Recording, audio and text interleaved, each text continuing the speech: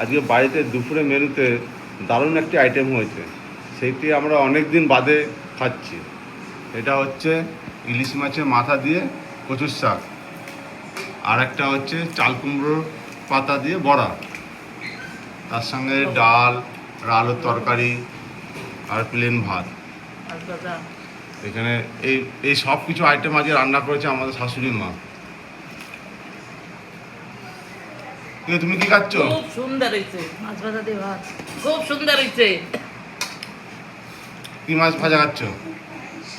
কাতলা মাছ। ঠিক আছে, আজকে এই তাহলে আমরা একটু খাওয়া দাওয়া করি। একটু কচু শাক দাও।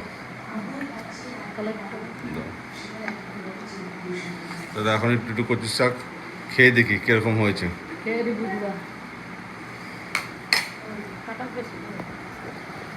আশা করি ভালোই হবে, খারাপ হবে না। হ্যাঁ মা খাওয়া শেষ হয়ে গেছে কচু শাক। কিরকম হয়েছে মা? খুব তুমি তো সুন্দর রান্না করেছো, তোমার ভালোই লাগবে। ওটা আমি একটু খেয়ে দেখি কিরকম হয়েছে।